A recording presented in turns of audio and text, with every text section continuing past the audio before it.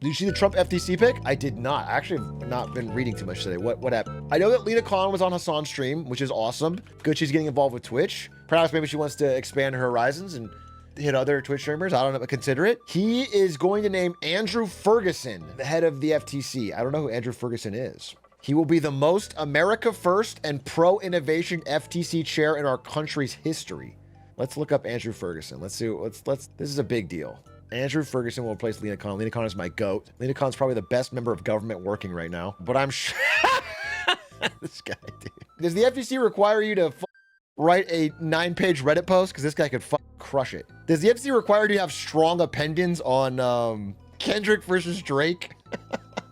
Because if so, this guy's got it. Okay, anyway, let's see. President-elect Donald J. Trump on Tuesday named Andrew Ferguson to lead the FTC, who has promised to ease up on the policing of powerful American companies, except for big tech. Interesting. So all mergers are probably going to fly except for big tech. I don't love it, obviously. I think antitrust should apply all through the economy, but at the very least, big tech does need policing. They're all those most powerful firms in our economy. He picked Mark Meader to join the agency, creating a Republican majority and squeezing out the current Democratic chair, Lena Khan. I guess the main thing that's interesting is, like, again, Lena has started the breakup lawsuits on Amazon and Meta, both of which are ongoing, and Google, I believe, for Chrome. Will these continue under Andrew Ferguson, especially given that Mark Zuckerberg is now buddy-buddy with Trump? It remains to be seen. The agency should continue its strong scrutiny of the dominance of tech platforms, Mr. Ferguson said. He called for rolling back some of Ms. Khan's agenda, including ending efforts to regulate AI. Okay, we're not even going to try.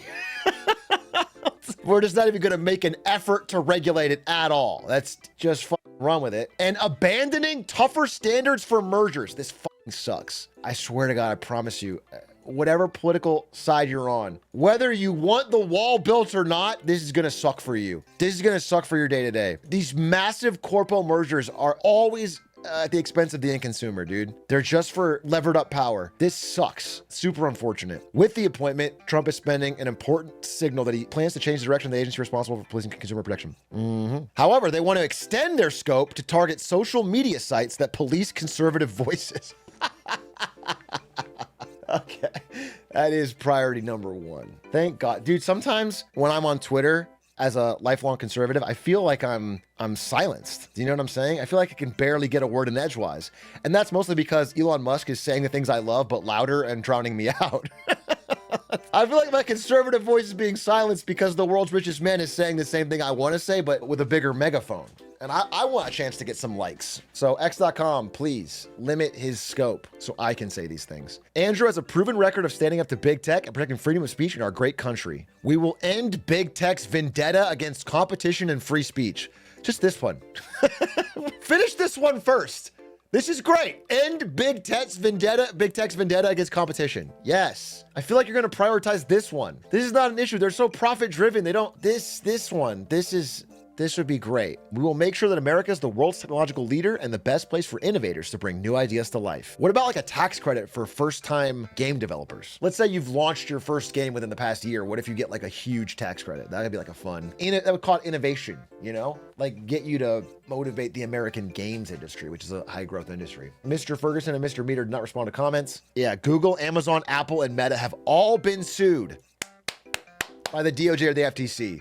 Let's go, dude. These $4 trillion plus companies gobbling up literally everything in the country. They've all been sued, and I hope I hope they continue this fight. This was like it's an insanely like punching up kind of thing to do. These are like the most difficult, well-lawyered companies in the world, and the FTC went swinging at all of them. It's awesome. Google, Meta, and Apple really only exist as companies because of these type of lawsuits. Microsoft would have killed all three of these companies in the womb, but they got sued for antitrust and were almost broken up, which allowed Google to exist. They literally invested to save Apple's life because they needed competition, and they would have owned all they would have had, i.e. complete domination, so they could have owned social media. These companies only exist because of that, and yet they're trying tooth and nail to fight it happening for the future. In recent months, Mr. Trump has voiced hesitation about any corporate regulation. He said that Amazon should not face a breakup of his business. He may saved the TikTok ban? Yeah, he signaled this, but then he had the meeting with Zuckerberg, so I think he's not gonna stop it, but we'll see. He named Gail Slater to lead antitrust. Who is Gail Slater? Can I see who the fuck this is? Gail Slater. She was policy advisor for JD Vance. Actually not terrible. He is more pro antitrust than anyone else in Trump's cabinet.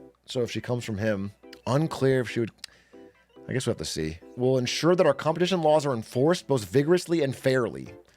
This is all Trump tweets. I don't want Trump tweets, dude. I want history of what this person's worked on. He's going to say whatever in his tweets. All right, we'll see. I mean, yeah, this is pretty shit compared to Lena Khan, but I'll keep an eye open. Again, the biggest things that need regulation are big tech. If they keep the fire to big tech and are lax everywhere else, that will suck.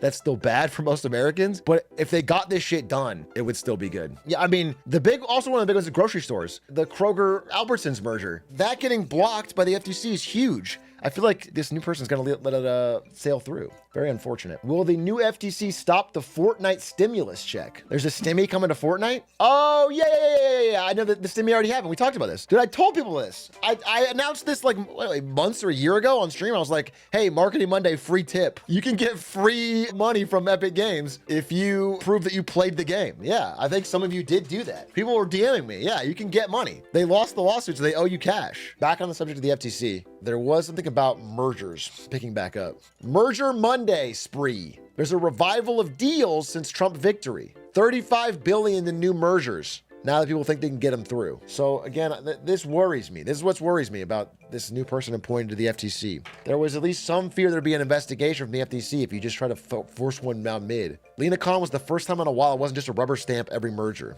Just go on through. Now it feels like they're coming back. Since the election results came in, my phone hasn't stopped ringing. Clients who've been sitting on the sidelines for the past 4 years are eager to explore deals, even the challenging ones. Challenging mergers and acquisitions. Yeah, it's crazy. Good for these guys. Good for Wells Fargo, UBS, Barclays, RBC, and Morgan Stanley, who all get absurd fees. Absurd fees. They love mergers. Goldman Sachs loves mergers. That's where they make their bread and butter. Papa Platt played your game again. Not only did he play it, he beat it, and then on stream in German talked about how great it was, how it was one of his favorite games of the year, how it was so fun to stream, and said it was better than Only Up unequivocally. Then afterwards, he watched the full speed run and went, oh mein Gott, over and over at like every skip. It was the best ad you could ever hope for in your life. It was awesome. It was awesome. It was awesome. It was awesome. And again, every single copy we sell from here on out is all gravy now that we're past all the expense, we're profitable. So it's just awesome. And we hit more good reviews. We're at 96% positive, I think. It's just